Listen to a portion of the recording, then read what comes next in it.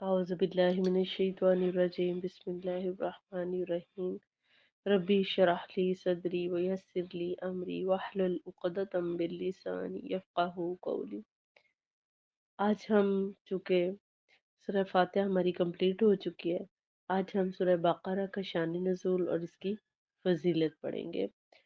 सूरह बक़रा का शान नुज़ूल पढ़ते हैं। सबसे पहले बकरा में इसे बकरा क्यों कहा जाता है? इसलिए कहा जाता है कि इसमें गाय का वाक़या बयान किया गया है, जो कि आगे बहुत तफ़सील के साथ आएगा। और इस वाक़ये में क्योंकि गाय की ये इबादत करते थे, बनी इसराइल कौम जो थी वो गाय की इबादत करती थी और इन्होंने अपने दीन की बहुत ज़्यादा ख़राबियाँ कर ली हुई थी पैदा उसमें। तो इसलिए वो जो वाक़या है सूरह बक़रा का, गाय का जो वाक़या, वो इसमें इसलिए रखा गया कि लोगों को बताया जाए कि असल हकीकत क्या थी। और इनका आखिरत का जो अकीदा था वो भी बहुत कमज़ोर हो चुका था। अल्लाह के नबी सल्लल्लाहु अलैहि वसल्लम जो थे, उनके पास हज़रत जिब्राइल तशरीफ़ फरमा थे। तो बहुत ज़ोर की एक आवाज़ आई। अल्लाह के नबी ने पूछा, है जिब्राइल अलैहिस्सलाम, ये किस चीज़ की आवाज़ है? फरमाया, ये आज आसमान का वो दरवाज़ा खुला है जो आज से पहले कभी नहीं खुला, और एक फरिश्ता जो उतरा है वो आज से पहले कभी ज़मीन पर नहीं उतरा। तो वो आपके लिए एक तोहफ़ा लेकर आया है और उसने आपको सलाम पेश किया। तो पूछा कि क्या तोहफ़ा लेकर आए हैं? तो उन्होंने फरमाया, 2 नूर लेकर आए हैं, यानी सूरह फ़ातिहा और सूरह बक़रा की आखिरी आयत। ये इतनी फ़ज़ीलत वाली आयत है, ये इसमें तकरीबन आधा दिन मुकम्मल हो चुका है। इसकी 286 आयत हैं। ये अल्लाह के नबी वसल्लम ने फरमाया, ये अल्लाह के ख़ज़ानों में से ख़ज़ाना है। इसमें मुआशी, मुआशरती, तमद्दन, तहज़ीब, हज, उम्रा, तलाक, दैत, मतलब कि नमाज, रोज़ा, हर चीज़ के बारे में बहुत ज़्यादा जामे अंदाज में बताया गया। और ये मदनी सूरत है, क्योंकि जैसे इंसान को पता चलता है ना कि ये मदनी सूरत है, तो उसको अहकाम के बारे में इल्म हो जाता है कि ये यहाँ से सूरत है और इसमें ये अहकाम पेश किए जाएंगे। जबकि वो जो मक्की की सूरतें हैं वो वहदानियत पर बनाई गई हैं। तो फरमाया कि मदनी सूरत है, इसमें तकसीम और शान नुज़ूल जो भी है वो मदनी है। और इसमें तक़सीम कायनात, वहदानियत का बताना भी मकसूद था। और इसमें बहुत ज़्यादा हवाले दिए गए हैं, इसके बहुत ज़्यादा पस मंज़र हैं, ठीक है? जो कि इंशाल्लाह मैं आपको बताऊँगी। और इसमें अहकाम के समझने में भी आसानी होती है, जब इंसान को पता चल जाता है ना ये मदनी सूरत है, तो बहुत ज़्यादा आसानियाँ आ जाती हैं समझने के अंदर ना। ये दीन तकमील वाली सूरत है, ठीक है? अल्लाह के नबी सल्लल्लाहु अलैहि वसल्लम ने फरमाया कि अपने घरों को कब्रिस्तान ना बनाओ, बल्कि इस सूरत की तिलावत किया करो।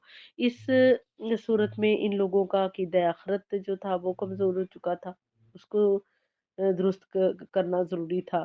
फिर एक लड़की के वाक़े के बारे में मैंने आपको बताया कि वो कत्ल की जो दैत थी, वो उसका चचा का बेटा लेना चाहता था। वो कत्ल का जो वाक़या था उसका फ़ैसला भी मूसा अलैहिस्सलाम ने करना था।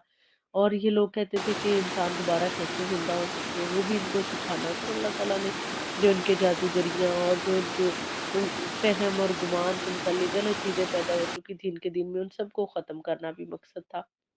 तो अल्लाह के नबी सल्लल्लाहु अलैहि वसल्लम ने जब इनको ये बताई, पढ़कर सुनाई, इसलिए मक्के वालों मदीने वालों को इनकी फ़ज़ीलत बताई, तो उसमें फ़रमाया कि बकरा, बकरा किसको कहते हैं? ये गाय का वाक़या है।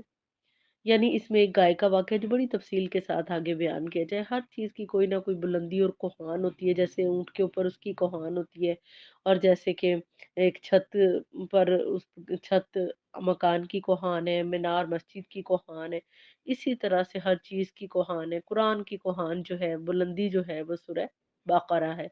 इसमें बहुत शान वाली आयतें नाज़िल हुई हैं। उनमें जो है बिस्मिल्लाह आयतुल कुर्सी जो है वो बहुत शान वाली आयत है। इसे 80,000 फरिश्ते लेकर नाज़िल हुए और फरमाया कि ये अर्श के नीचे से ये है आयतुल कुर्सी।